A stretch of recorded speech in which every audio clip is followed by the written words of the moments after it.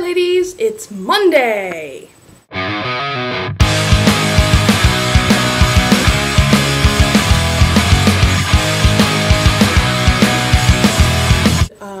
Today I will be discussing a topic that Deanna was so very kind to send me an email about the latest chapters of Sex, Drugs, and Cocoa Puffs.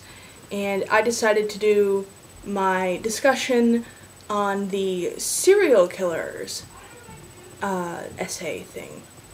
And there's no one real, cookie cutter definition for serial killers, because there's the psychopathic serial killers. That's the people whose dog told them to do it, like Son of Sam. There's the sociopathic serial killers, like Hannibal Lecter. They don't feel anything and they just kill because they have no sort of moral compass or emotions whatsoever, ever. Yeah. And then there's the serial killers who are just sick in the head. And basically, a serial killer will kill multiple people, hence a serial killer. Serial as in one after the other, victims, not cereal as in something you eat in a bowl with milk for breakfast. There are some symptoms to kind of help borderline identify if somebody's going to be a serial killer. Oh, I cannot talk today. And one of them is if the child, when they're growing up, wets the bed until, into their early adolescence, when they're 11 or 12, they're still wetting the bed. Fascination with fire or something destructive, that tends to identify serial killer tendencies.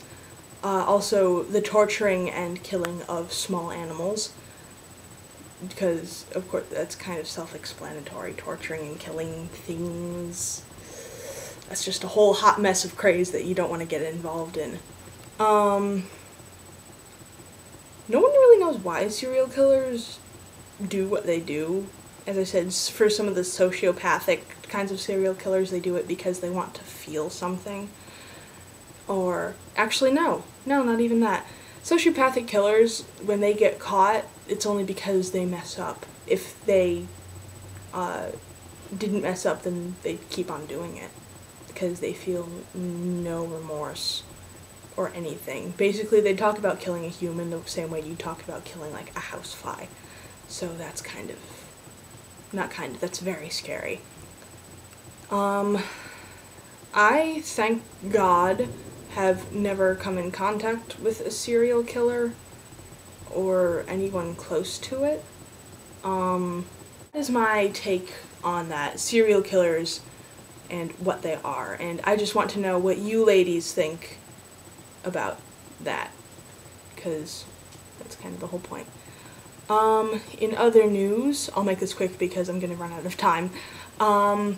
Here's what my weekend happened in brief. Okay, yesterday was my grandparents' 50th wedding anniversary party and family reunion, so that was a lot of fun. I spent the night over at their hotel in New Haven, and today I went to the Peabody Museum of Science. It's also in New Haven. It's next to Yale, and it was a lot of fun. I didn't know that Lucy, the first hominid, Australopithecus, I think that's the correct term for it, the very first upright hominid is at the Peabody Museum in Yale. So I was like, oh my god, and totally got my science nerd on there, so that was cool. And I got to see lots of cool exhibits like dinosaur bone casts and poison dart frogs and a rat snake and leaf cutter ants were cool.